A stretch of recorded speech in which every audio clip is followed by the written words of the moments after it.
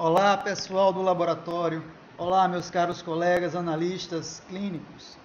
Hoje nós trouxemos um outro caso clínico para a gente mostrar para vocês, mais um caso clínico da nossa rotina no dia a dia. E hoje eu estou aqui com meu amigo Valber Matias, que trabalha já há algum tempo conosco, já está bastante acostumado também com esses casos hematológicos. E como foi ele que pegou esse caso no dia a dia, na rotina, ele que preparou toda a apresentação para trazermos para vocês, nada mais justo que ele mesmo apresente. Então, Valber, fica à vontade aí para falar com o nosso pessoal. Obrigado, Humberto. Tudo bem? Bom dia a todos.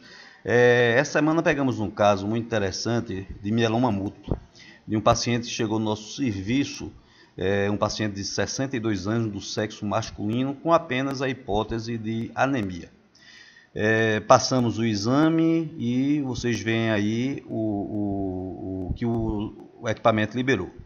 Então, apresentou um leucócito de 14.400, anemia de hemoglobina de 4,62 com plaqueta normal.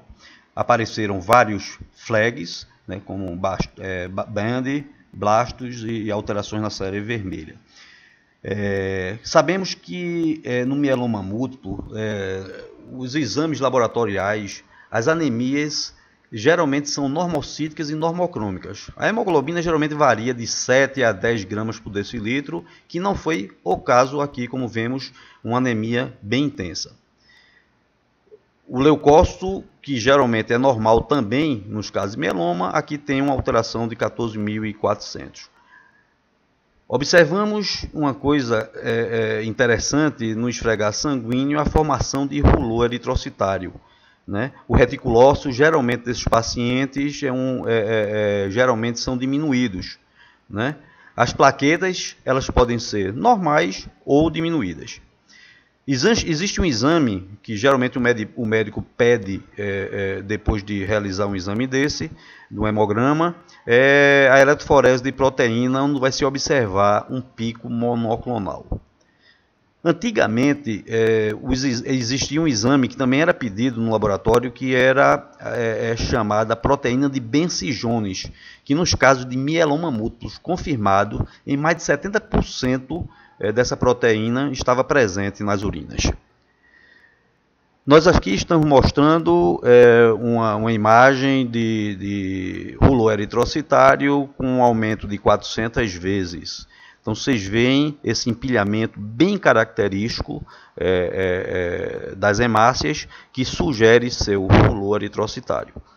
O mieloma múltiplo é uma gramopatia que ocorre com frequência em homens, mais em homens do que em mulheres, a partir da sexta década, como foi o caso desse paciente de 62 anos. Acomete mais em negros do que em branco, na proporção de 2:1. O mieloma é uma doença relativamente frequente. Para vocês terem uma ideia, o mieloma múltiplo representa 1% de todos os casos de câncer e 10% de todos os casos de doenças hematológicas.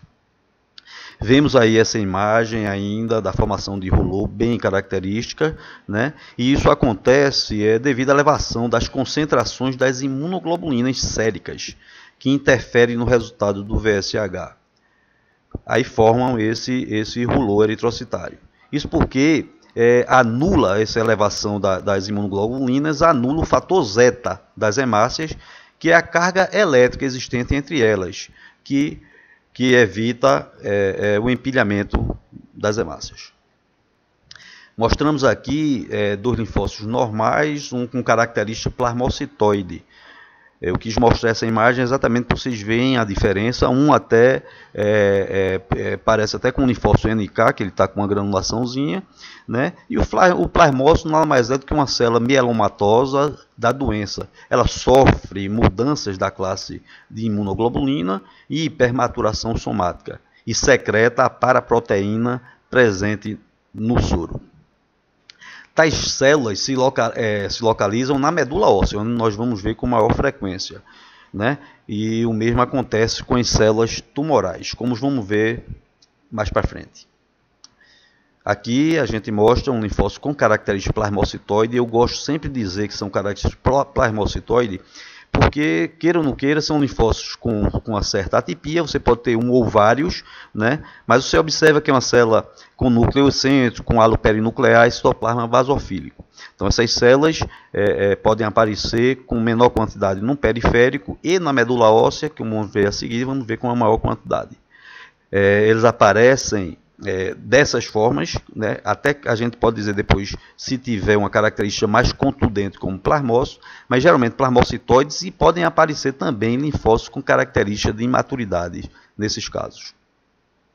Aqui tem uma célula que foi encontrada nesse paciente com característica de maturidade, é um linfócito com esboço de nucleolo, cromatina frouxa, e ela é colocada não como blástico e sim como célula de característica de imaturidade. Aqui tem um linfócito com característica plasmocitoide, para ficar bem visualizado. Aqui tem outro. E esse paciente, no mesmo dia, ele submeteu a um mielograma. E o médico fez a coleta, né, do mielo, mandou para a gente aqui para o nosso laboratório, e nós coramos e estamos mostrando aqui a imagem do mielograma, com aumento de 400 vezes, para vocês terem uma visão melhor do mielograma.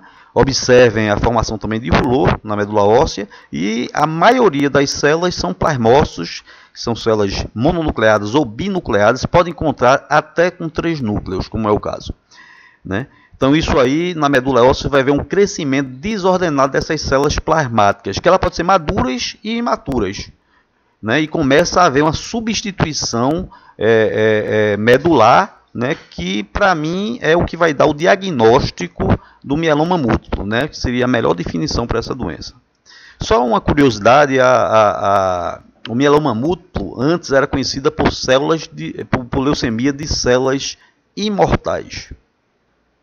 Então aqui nós vemos a imagem, né, de plasmócitos bem característico, núcleo excêntrico, halo perinuclear bem visível, conhecido também como chama de vela, né, e o citoplasma basofílico.